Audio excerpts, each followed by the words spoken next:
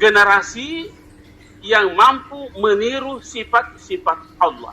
Karena itu Rabbaniyin berasal dari kata-kata Rabbun.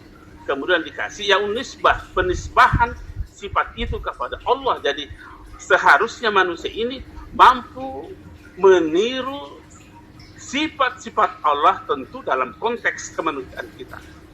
Jadi basisnya pendidikan ini adalah Bismi Rabbik, orientasinya pendidikan kita adalah Rabbaniyin. Nah, kenapa kita mengatakan bahwa pendidikan ini harus berbasis Bismi Rabbik? Karena di situ ini sekedar kajian kebahasaan ini terhadap anak-anakku yang santri. Itulah gunanya kita belajar bahasa Arab. Karena kita harus mau memahami Al-Quran. Kita mau memahami Al-Quran. Orang yang tidak memahami bahasa Arab mau bicara tentang Al-Quran itu omong kosong. Omong kosong. Bahkan dalam salah satu kitab itu di Manaqatan itu Al-Mabahis fi Ulumil Quran itu disebutkan la yahillu li ahadin yu'minu billahi wal yawmil akhir, tidak halal, katakan begitu. Tidak halal bagi orang yang beriman terhadap Allah dan hari kemudian mau membahas tentang berbicara tentang Al-Quran sementara tidak memiliki kemampuan berbahasa Arab, pengetahuan tentang bahasa Arab. Ya. Itu dalam kitab itu, di kitab Al-Mabahis fi Ulumil Quran disebutkan begitu. La yahillu li ahadin yu'minu billahi wal yawmil akhir ay yatahaddas 'anil Quran. Tidak boleh, tidak halal berbicara tentang Al-Quran kalau tidak memiliki dasar. Nah, sekarang kita melihat ini. Iqra bismi rabbik. Ya, memang kajian kebahasaannya ini adalah bih-nya di situ adalah boleh saja ada bermakna al-ilsaq. Al-ilsaq. Jadi sepertinya Allah mengatakan lakukanlah sesuatu. Bismi rabbik itu ilsaq artinya melekat. Lem, melekat kekuasaan Allah di situ. Melekat kekuasaan Allah. Jadi apapun yang kita mau lakukan terhadap anak kita itu, yakin bahwa apa yang dilakukan ini adalah melekat sifat kekuasaan Allah di situ. Tentu tidak akan kita salah di dalam mendidik anak kita di rumah ini, dalam berbicara sama anak kita, bertutur sama anak kita, tidak akan keliru karena di situ ada dimensi-dimensi ilsaknya keesaan Allah hadir dalam diri kita ketika kita mau berbicara sama anak kita. Cuma masalahnya ini manusia. Masalahnya ini manusia kadang tidak, apa itu? Kadang tidak sadar akan kesalahannya.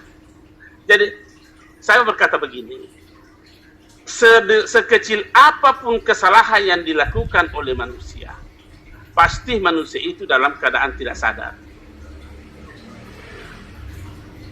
Cuma masalahnya manusia kadang dia tidak sadar bahwa dia tidak sadar. Menyadari ketidaksadaran itu yang susah. Saya beri contoh. Kita biasa bertutur sama anak kita. Mokoh kemana nak? Mokoh kemana? Kenapa tidak keluar kata-kata mauki kemana? Ada tugas tanah. Biasa muncul ada tugasmu nak. Kita sepakat bahwa dalam honorific berbicara itu kata-kata ta adalah mulia dalam budaya kita bertutur. Bugis Makassar. Ada tugas tanah. Itu, tetapi kita paham itu. Cuma masalahnya kita kadang tidak sadar. Ada tugasmu nak. Ada tugasmu. Apakah ini didikan yang bagus? Tentu kita tidak berkata bagus. Tentu kita mengatakan salah. Di mana dasarnya? Coba kita lihat dalam Al-Quran. Ketika Nabi Yusuf bersama membangun komunikasi dengan bapaknya, apa yang dipakai? Istilahnya itu adalah dia katakan ya abati. anak bertutur kepada bapak dengan kata-kata abati. Padahal abati itu artinya bapak. Kita pakai bahasa Indonesia kita saja. Bahasa Indonesianya abati adalah bapak, sekalipun tidak sama. Kenapa? Walidun juga bermakna bapak, ya. Walidun juga bermakna bapak, abun juga bermakna bapak, tetapi diksinya ini Al-Quran. Kenapa justru Al-Quran mengatakan, menuntun Nabi Yusuf menyebut bertutur kepada ayahnya dengan kata-kata abati? Ya. Kita juga dalam bahasa Bugis Makassar kita ada bahasa kita mengatakan amboku, panaengka, cajangeka. Ini bahasa-bahasa yang seperti ini yang hilang. Yang muncul saja adalah amboku. Padahal itu kan berbeda maknanya. Kental hubungan emosional ketika sang anak mengatakan ya abati dibanding mengatakan ya walidi. Berbeda. Begitu juga dalam bahasa kita, berbeda kalau anak mengatakan ingin mesi bawa nak cajangeka, ingin mesi bawa nak amboku. Beda itu.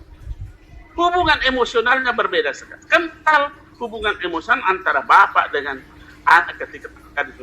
Ini contoh-contoh seperti ini yang harus kita aplikasikan dalam kehidupan kita.